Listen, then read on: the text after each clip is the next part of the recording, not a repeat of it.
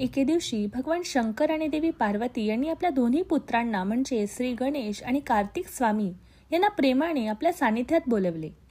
त्यांनी एक मनोरंजक स्पर्धा ठेवली, ज्यामध्ये दोघांपैकी कोण पृथ्वीची प्रदक्षिणा करून सर्वात आधी परत येईल तो विजयी आणि श्रेष्ठ ठरेल. हे ऐकताच कुमार कार्तिकेय क्षणाचाही विलंब न करता आपल्या वेगवान वाहनावर म्हणजे मोरावर आरूढ होऊन पृथ्वी प्रदक्षिणेसाठी झपाट्याने निघून गेले. दुसरीकडे श्री गणेश मात्र अत्यंत शांत आणि संयमी दिसत होते.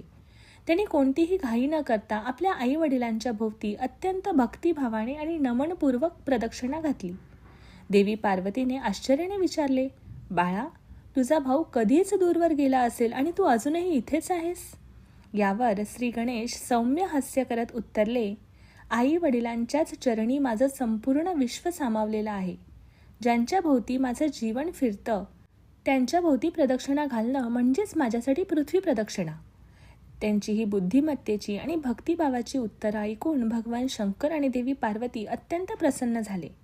त्यांनी प्रेमाने गणपतीच्या मस्तकावर हात ठेवला आणि म्हणाले, वत्सा, तू केवळ आमचा नव्हे तर संपूर्ण सृष्टीचा ज्ञानदाता आणि बुद्धीचा अधिपती आहेस.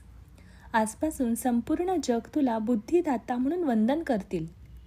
ही कथा केवळ गणपतीच्या चातुर्याचीच नव्हे तर भक्तिभावाच्या परमोच्च रूपाची साक्ष देणारी आहे. धन्यवाद.